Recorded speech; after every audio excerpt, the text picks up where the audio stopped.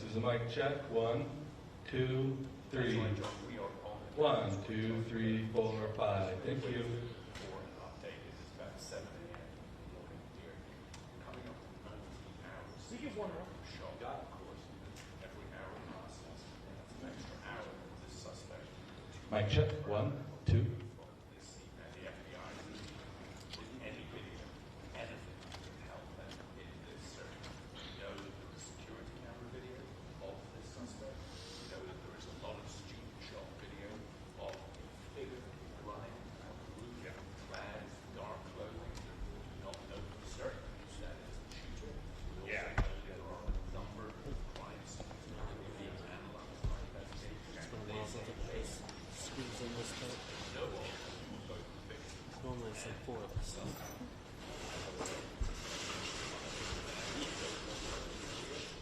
Waiting any second. Now, we know that the suspect is wearing jeans, black shirt, black pants, long white shirt. That is all he is. The shot was fired.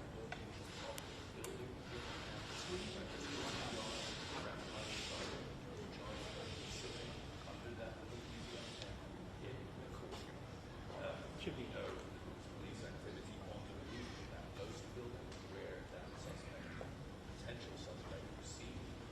There was a police station, there was police activity. So that is what we are working with right now. That John will expect to hear, or hopefully within the next. Yeah, I got this.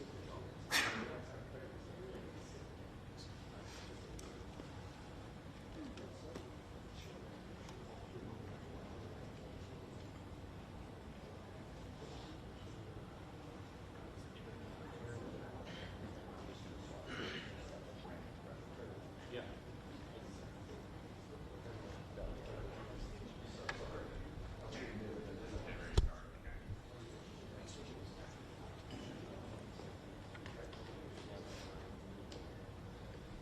Yeah, correct. I mean, that's unusual movement for the director of the FBI to be making that kind of statement when this is being handled by FBI crowd, by local law enforcement, also very a lot from the governor here in Utah has taken this front position here. He has said that they are looking for one person that says this is a political assassination, and he says that there is the death penalty in Utah that this person is handed governor. That's pursued. Of course, there's also the possibility of federal charges that supersede state charges. But yes, we are expecting to hear from the ground what actually this investigation is after application. As they say, the longer it goes, the harder it gets. Job.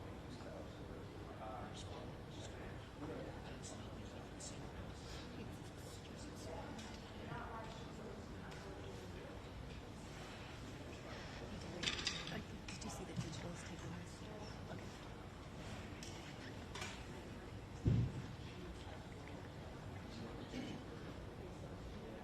All right, John.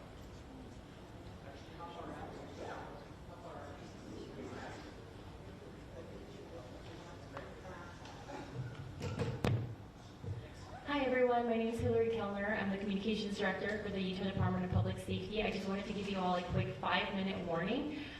We are going to have a special agent in charge with the FBI as well as Commissioner Mason with DPS. So if you want to get that ready, they should be here in the next couple minutes. Thanks. All right. So could you tell us their names, please, and spell them? Yes. 1 second.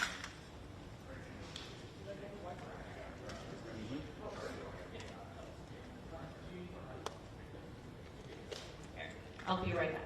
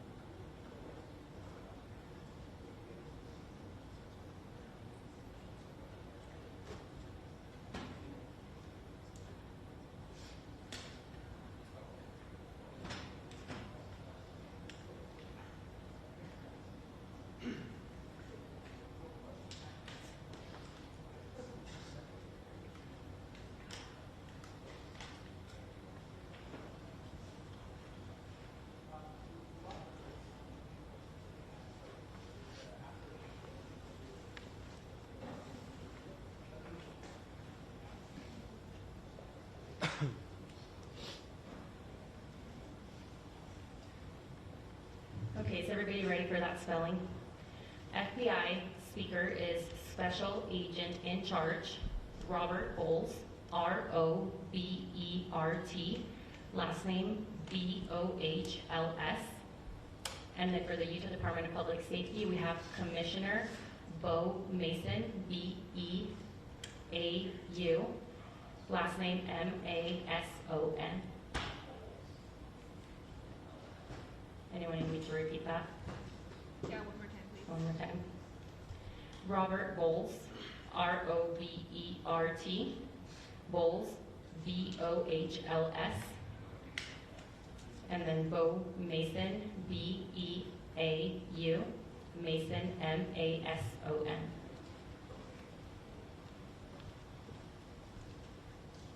Everybody got that? Perfect. Hi everyone, my name is Hillary Kellner. I'm the Communications Director for the Utah Department of Public Safety. Today we will have two speakers, one representing the state of Utah and one representing our federal agencies. They will be providing some updates as well as a recap of what happened here at Utah Valley University yesterday. We will be able to take a couple of questions after they are done speaking, but it will be short in order to stay in tune with the president speaking at 9:45. So I'll go ahead and introduce Commissioner Bo Mason.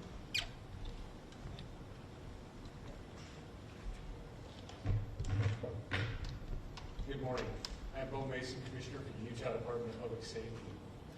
I'd be remiss if we didn't start off today and recognize the significance of the day. Historically, on 9/11, law enforcement has come together as a group to recognize and honor those that sacrificed to preserve the ideals of this country, the freedoms of this country.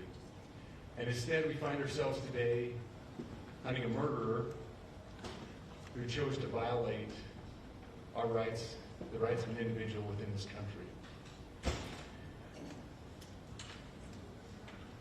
Just to recap yesterday's events, at around 12:20 p.m., political influencer Charlie Kirk was at Utah Valley University participating in a student-sponsored event with Turning Point USA. Charlie was shot at that event. He was transported to a local hospital where he later passed. Last night, his body was moved to the state office of the medical examiner. We will continue to facilitate movements to get him home today and with his family. Yesterday, during the investigative process, we located a couple of persons of interest. We interviewed those individuals, and after releasing them and after clearing them of being suspects, they faced scrutiny, they faced threats. We asked the public to be patient with the investigative process. These individuals were not suspects, they were people of interest. We ask that you do not impose into those people and that investigative process. They don't deserve that harassment for being subject to that. I'd like to thank all the investigators that are involved in this. They have worked around the clock. All day yesterday, through the night last night, investigators from the State Bureau of Investigations, from county, from city agencies, the university, our federal partners with the FBI, the ATF, and many others. Those are just a few of the people that we have involved in this. I'd like to thank all of them for their strong work. Through all that work last night, we were able to make a few breakthroughs. We were able to track the movements of the shooter. Starting at 11:52 a.m., the subject arrived on campus, shortly away from campus. We have tracked his movements onto the campus, through the stairwells, up to the roof, across the roof to a shooting location. After the shooting, we were able to track his movements as he moved to the other side of the building, jumped off of the building, and fled off of the campus and into a neighborhood. Our investigators have worked through those neighborhoods, contacting anybody they can with doorbell cameras, witnesses, and have thoroughly worked through those communities, trying to identify any leads. We do have good video footage of this individual. We are not going to release that at this time. We're working through some technologies and some ways to identify this individual. If we are unsuccessful, we will reach out to you as the media and we will push that publicly to help us identify them. But we're confident in our abilities right now, and we would like to move forward in a manner that keeps everyone safe and moves this process appropriately. Last night I communicated with Erica. The family's devastated. As a commissioner of public safety, as a father, as a husband, I can only imagine what that family's going through. The heinous event that happened yesterday is not Utah. This is not what we're known for. Over the past several weeks, we've seen the state come together to help families in mourning, come together as a community to show what Utah is known for a state of character, of service, of camaraderie, of a neighboring feel. We will not stand for what happened yesterday. We are exhausting every lead. We have every officer invested in this, every investigator, every local agency. The outpouring of support from the law enforcement community has been astounding. We are investing everything we have into this, and we will catch this individual. Having walked through the crime scene, through the hallways of this school, through the classrooms, I can't imagine what the people on scene felt as well. A horrific event where some of them barricaded in classrooms, some of them ran in fear. Can't overstate the tragedy and the horrific event that yesterday was, and how we will work to bring to justice the actions of one individual or any other individuals that assisted in that. Our state has gone through a lot, and we will come out successful. With that, I'll turn the time over to Special Agent Bowles. Good morning. My name is Robert Bowles, and I am the Special Agent in charge of the Salt Lake Field Office. Following yesterday's tragic shooting of Charlie Kirk, FBI agents have been working around the clock in coordination with our law enforcement partners. We are and will continue to work nonstop until we find the person that has committed this heinous crime and find out why they did it. This morning I can tell you that we have recovered what we believe is the weapon that was used in yesterday's shooting. It is a high-powered bolt-action rifle. That rifle was recovered in a wooded area where the shooter had fled. So the FBI laboratory will be analyzing this weapon. Investigators have also collected footwear impression, a palm print, and forearm imprints for analysis. Now, I understand there are a lot of questions about motive. I assure you that all leads, tips are being fully investigated. As of this morning, we have received more than 130 tips. We thank the community for that. The FBI has brought every resource to bear, and we will continue to do so throughout the course of this investigation. The FBI's mission is to protect the American people. It's to uphold the Constitution of the United States. Any attack on the First Amendment is an attack on the very foundation of our democracy. That is why we will relentlessly pursue this case and the shooter until we find him. We also continue to grieve with the family and the community. It's our community. If you have any video or images from the shooting, we ask you to please submit them to our digital media tip website at www.fbi.gov/Utah Valley Shooting. You can also call the FBI at 1-800-CALL-FBI. We truly rely on the public's help in these types of cases, and no tip is too small or insignificant. Thank you. Commissioner James Matthews from Sky News. Can I ask about the shooter? There's clearly information about him or her. You say you're confident at this stage in terms of tracking down who they are. Can you talk to us about their movements, their demeanour? Do you think it's a man? And also, can I ask, what were the security arrangements in place? Was that roof being monitored? It's a question So what I'll release about the suspect is suspect blended in well with a college institution. We're not releasing many details right now, and we will soon. But right now we're not. But that individual appears to be of college age. We are confident in our abilities to track that individual. If we're unsuccessful in identifying them immediately, we will reach out to the public's help and the media's help in pushing those photos. That was a new development overnight, working through the night studying those cameras. So that's something that's new and that we're working through right now. As far as the security, I cannot speak to that. Neither the Department of Public Safety nor the Federal Bureau of Investigation was involved in the planning or security of this event, and that'll have to be a question later for other agencies. Mr. I wanted to ask you, you mentioned that you found the gun in a wooded area. Do you believe that the suspect could be hiding in the woods, and is that suspect possibly still in this area? So that's a good question, and it's a question that goes to the safety of the community, right? No, not in those woods. We walked through those woods and secured it.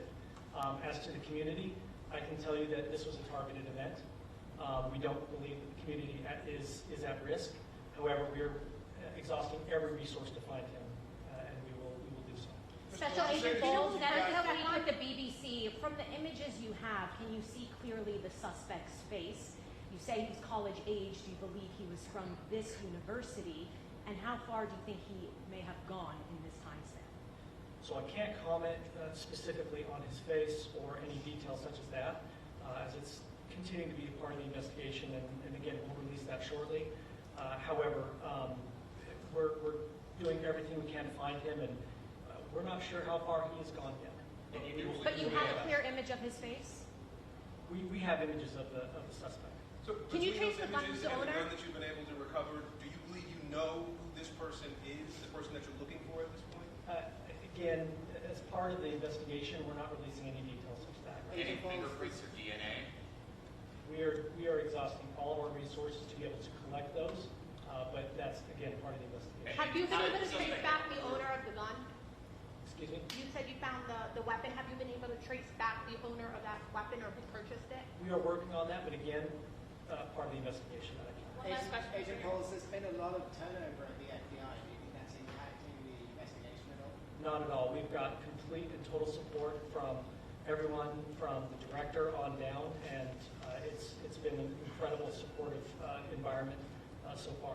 Are tweets like the one yesterday useful though, where we announced that there's a suspect in custody? All I can say is that we're working the investigation the best we have with the environment we're given. Those are all the questions for right now. Thank you, everybody.